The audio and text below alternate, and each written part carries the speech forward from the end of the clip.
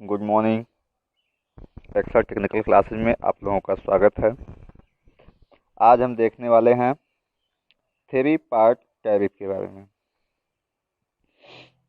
तो यह जो होता है थ्री पार्ट टैरिफ, ये टू पार्ट टैरिफ के आगे जो है उसी का मॉडिफाई रूप है। इसमें एक और पार्ट जोड़ दिया गया है, तो ये थ्री पार्ट टैरिफ बन गया है।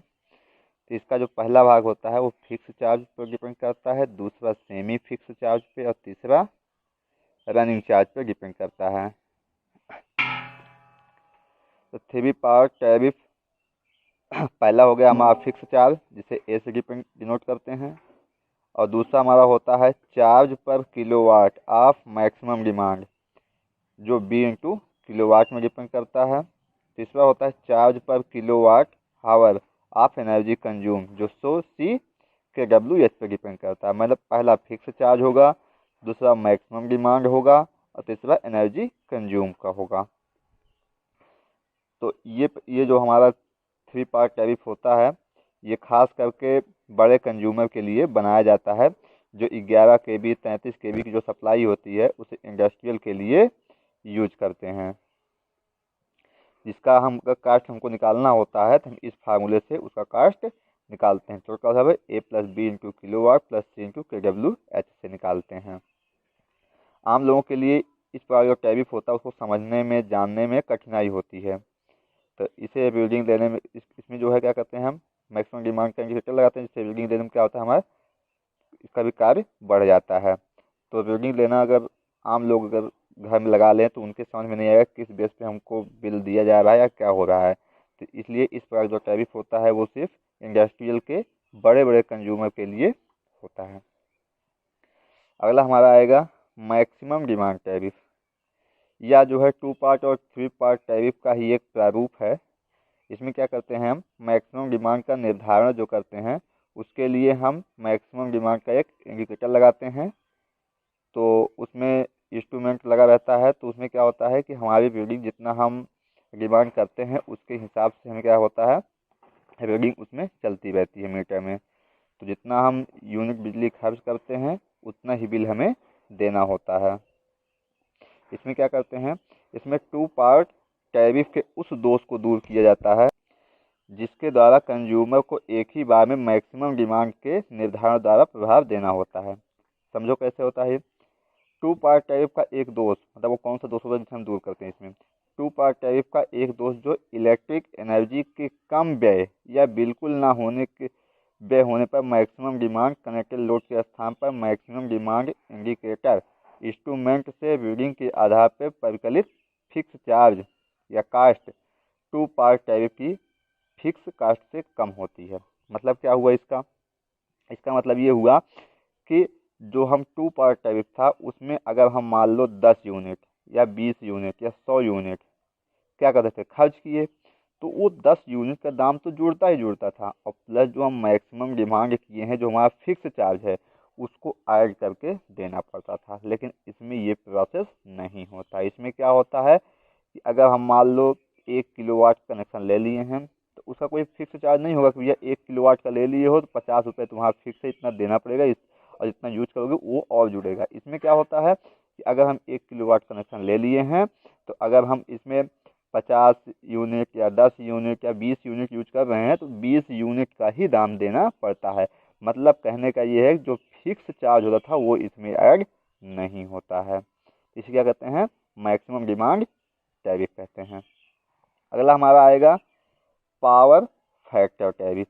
ये सबसे इम्पोर्टेंट टैरिफ है, पावर फैक्टर टैरिफ।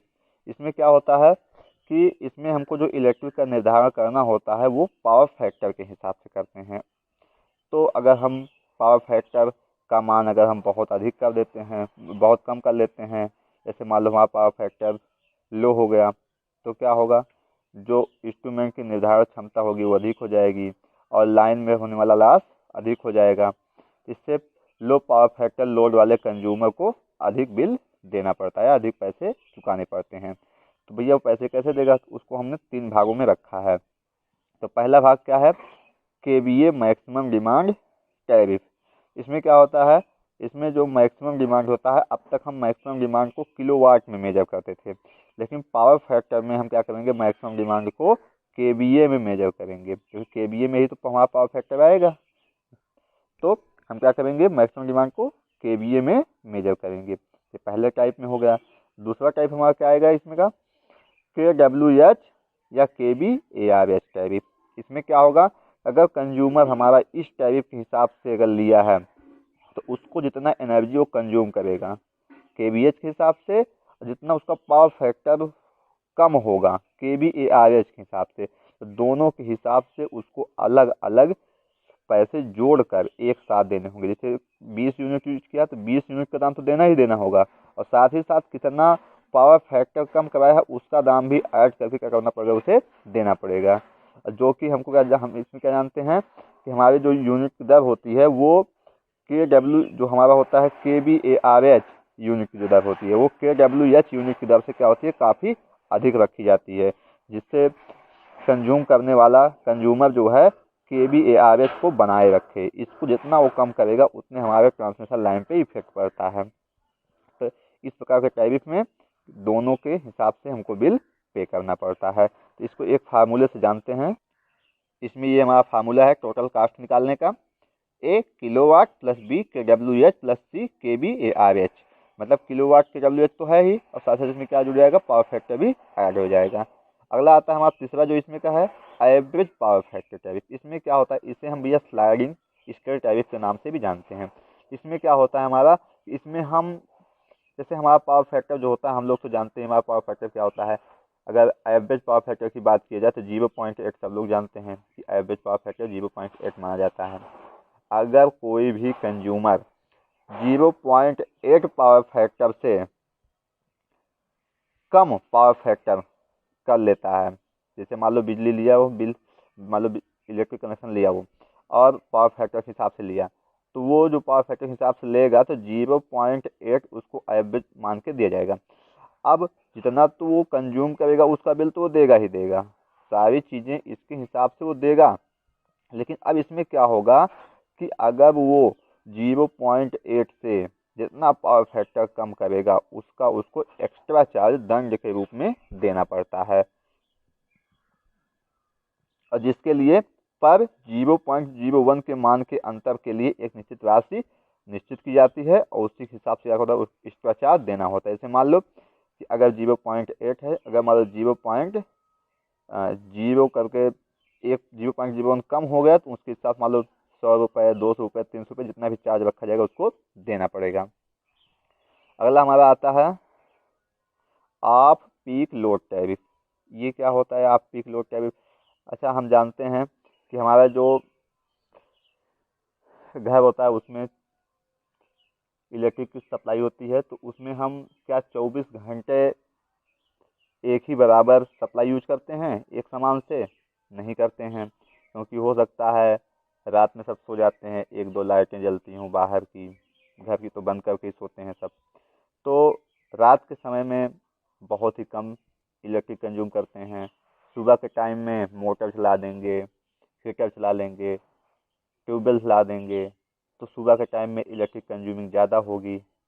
फिर दोपहर का समय होगा, सिर्फ एक दो पंखे चलेंगे, तो उस समय एवरेज रहेगा। तो इस प्रकार से अगर हम 24 घंटे की बात करें तो 24 घंटे में क्या एक समान इलेक्ट्रिक कंज्यूम हो रही है? नहीं, किसी समय ज़्यादा कंज्यूम हो रही है तो किसी समय कम कंज्यूम हो रही है, किसी समय एकदम कम कंज्यूम हो रही है। तो इस टैरिफ के हिसाब से ग्रामीण लोगों को एक विशेष छूट दी जाती है, और उस छूट को एक टैरिफ के नाम से रखा गया जिसे आप पीक टैरिफ कहते हैं। तो इस टैरिफ के हिसाब से जो लोगों को दी जाती है सप्लाई, उसमें ये मान के दिया जाता है कि 24 घंटे में उनका जो लोड होगा वो एक समान नहीं होगा, कभी कम होगा कभी ज़्यादा होगा। तो इसका परिकलन किया जाता है, उसके आधार पे कंज्यूमर को इस टैरिफ हिसाब से बिल पे करना पड़ता है।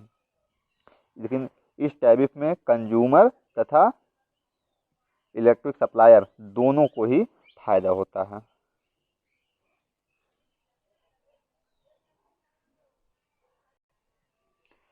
अगला हमारा है सेशनल टैरिफ। ये भी अच्छा टैरिफ है, जिसे मौसम के आधार पर डिपेंड किया जाता है।